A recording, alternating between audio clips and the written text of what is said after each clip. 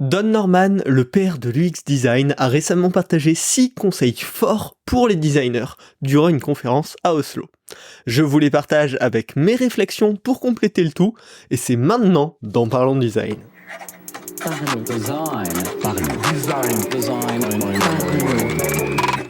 Rejoignez le Slack TCT, partenaire de la saison 7 de Parlons Design. C'est la référence des product designers en France, une communauté bienveillante entre passionnés. Salut, c'est Romain Fachna, bienvenue en 2024 et aujourd'hui on va parler des 6 conseils de Don Norman qui ont été donnés fin 2023 et qui m'ont pas mal intrigué. Je pense que ça vaut le coup qu'on en discute ensemble. Alors, petit récap, Don Norman c'est un petit peu la personne qui a démocratisé l'user-centered design, l'user experience en termes de discipline. Il y a eu notamment le livre The Design of Everyday Things qui a souligné plein de principes là-dessus et qui est moi l'un des premiers livres qui m'a emmené vraiment dans le design. Je vous le recommande absolument.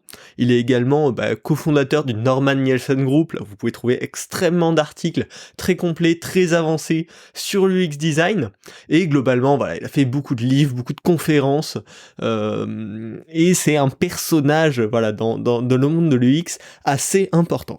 Récemment, durant une conférence à Oslo, il a partagé durant une FAQ plusieurs avis, plusieurs réflexions, et il y a notamment Rémi Guyot qui a partagé les conseils exprimés dans un blog post, qui en a fait son petit récap.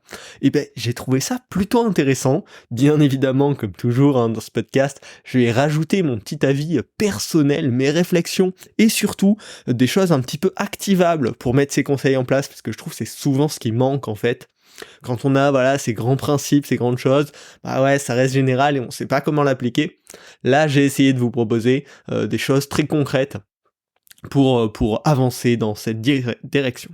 Voilà. Début 2024, je trouve que c'est le bon moment pour discuter de ces grandes idées-là, et on va commencer tout de suite avec le premier conseil pour les designers, qui est apprenez à lire les chiffres. Et c'est un conseil que je ne peux que reprendre, malheureusement ou heureusement, je sais pas, pour faire entendre sa voix en tant que designer hors du cercle de design. Mais en fait, il y a besoin d'utiliser des arguments différents de ceux purement centrés sur l'utilisateur, purement centrés sur la psychologie, parce qu'il y a plein de gens à qui ça va pas parler. Et on a besoin, du coup, de parler de la meilleure façon à ces gens. Et la plupart, en tout cas, dans les entreprises, les personnes qui vont prendre des décisions, ils ont un gros biais, ou en tout cas une grosse tendance à s'appuyer énormément sur la data, sur les chiffres. Et donc savoir expliquer des chiffres, ça va nous permettre de donner du volume, donner plus d'ampleur à nos explications et surtout parler à plus de monde. Notamment dès qu'on va venir présenter des choses, essayer de convaincre des C-level ou un board, comprendre les enjeux chiffrés de la boîte et pouvoir répondre avec des réponses chiffrées derrière, ça va avoir un poids bien plus important que des explications un petit peu plus générales, même tirées de la bouche de certains utilisateurs, ou en tout cas, ça va venir se compléter. On ne peut pas seulement se baser sur des retours. Dès qu'on va apporter de la donnée chiffrée, qu'on va comprendre les enjeux chiffrés, on va pouvoir être beaucoup plus pertinent, en tout cas perçu comme beaucoup plus pertinent auprès de ces personnes-là. Alors certes, les tableurs, c'est moche, mais en fait, ça supporte souvent les objectifs cœur de l'entreprise. C'est là où on peut y trouver plein d'informations extrêmement intéressantes sur la direction que sera la prend, sur l'impact des différentes évolutions, par exemple, sur le produit. Et donc, il faut s'y faire. Et donc, c'est là où je vous invite très concrètement, si vous n'êtes pas déjà penché sur ce monde-là, à vous pencher énormément sur tout ce qui est analytics. Déjà, sur un site ou sur une application. C'est déjà une première porte d'entrée vers visualiser l'impact de ce qu'on fait, l'impact du design, très concrètement, sur le produit, en chiffres, et pas uniquement en retour qualitatif de certains utilisateurs.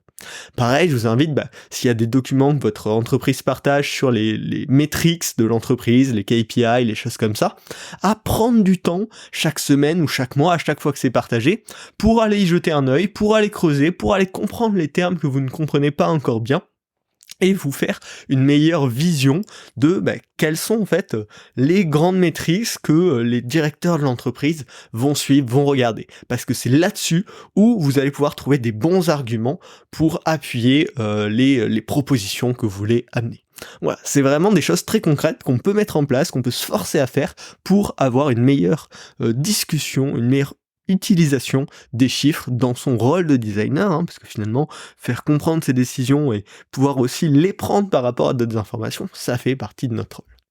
Et ça va très bien avec le deuxième conseil de Don Norman, qui est utiliser votre empathie avec vos collègues et clients.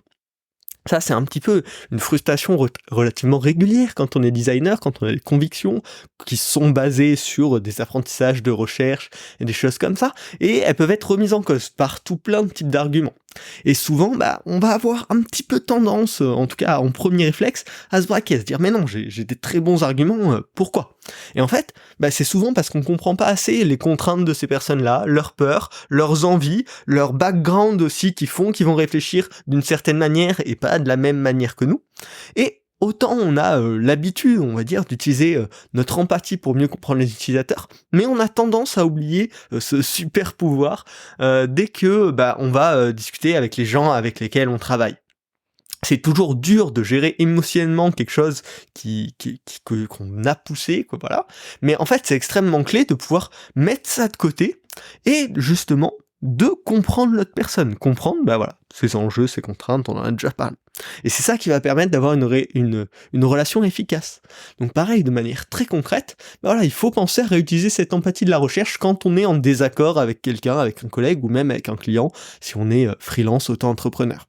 Donc ça veut dire aller poser les questions pour comprendre pourquoi ils pensent ça, aller effectuer un petit peu cette analyse de quel est son rôle, qu'est-ce qui lui arrive en ce moment, pour en comprendre derrière les raisons, et puis pas hésiter aussi à faire de la recherche un petit peu plus générale, mais sur je comprends pas trop ce que font exactement les product marketing managers, et pourquoi on est toujours en désaccord sur ce point-là et ce point-là, allez comprendre ce métier, aller faire de la recherche en leur demandant, mais aussi potentiellement en allant aujourd'hui sur internet et comprendre un petit peu les objectifs de ce type de rôle-là, comprendre qu'est-ce qu'ils font et sur quoi eux ils sont drivés en termes d'objectifs aussi.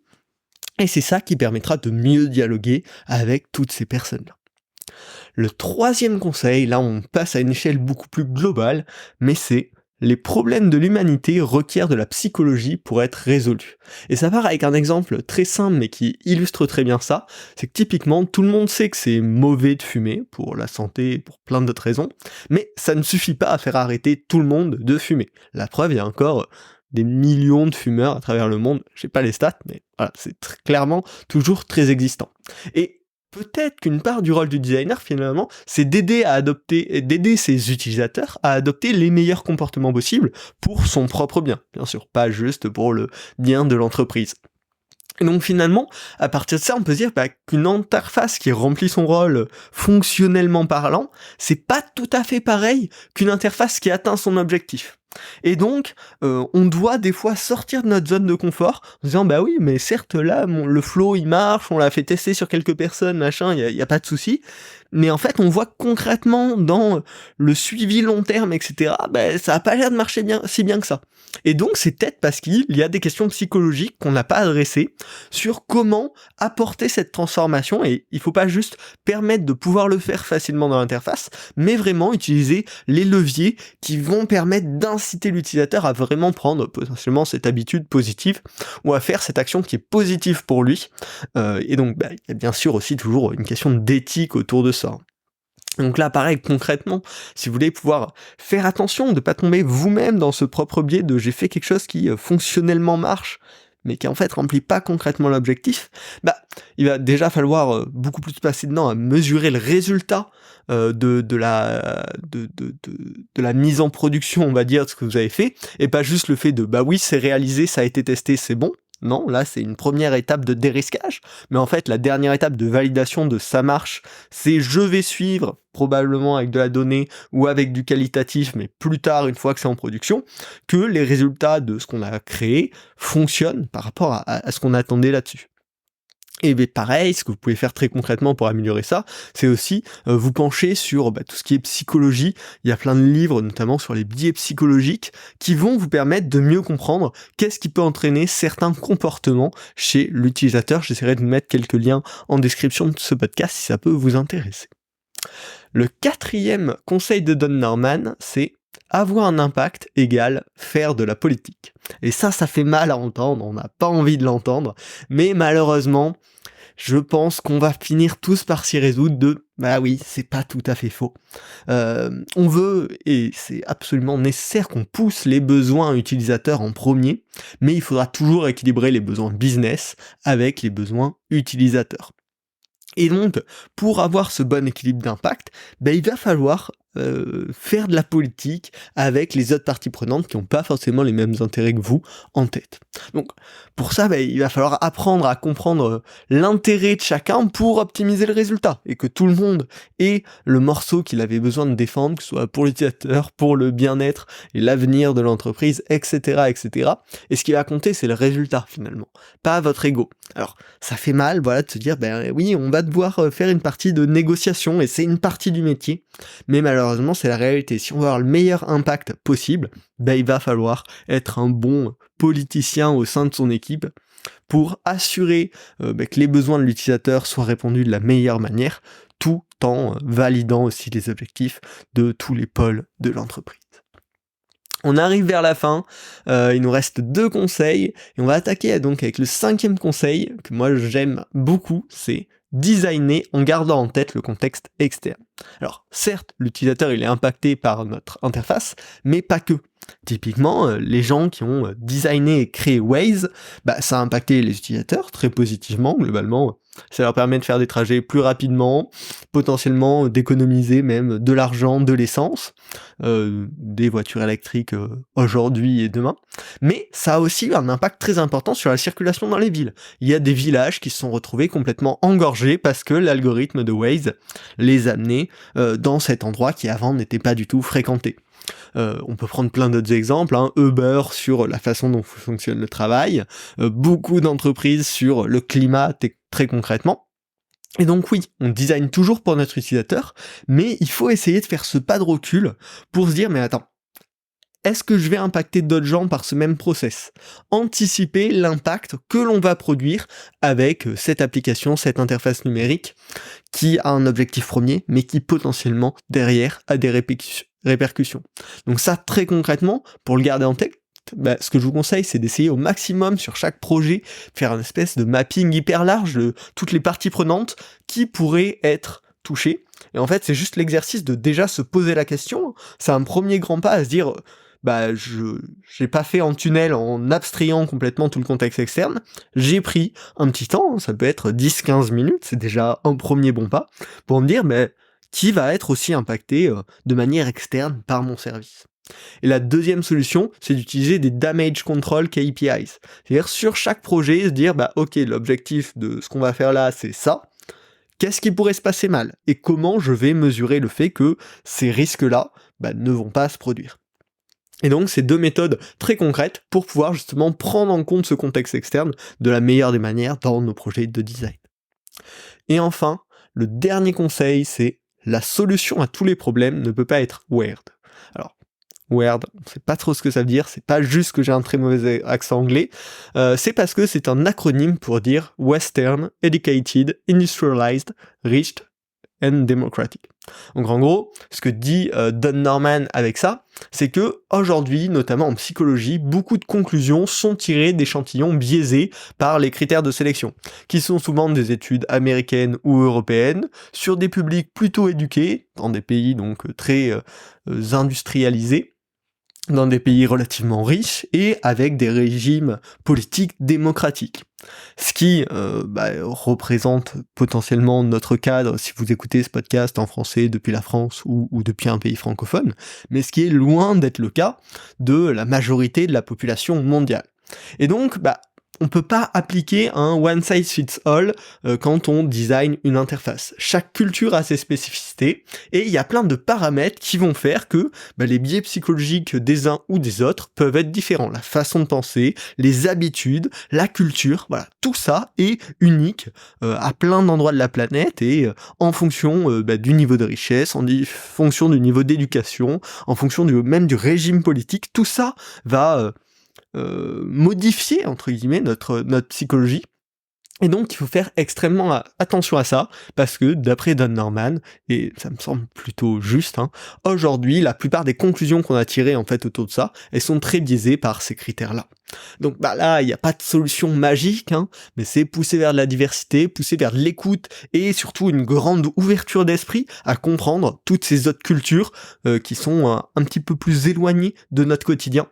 Donc là, c'est malheureusement, je vous avais dit en début de podcast, j'essaie de vous donner des solutions très concrètes à toutes.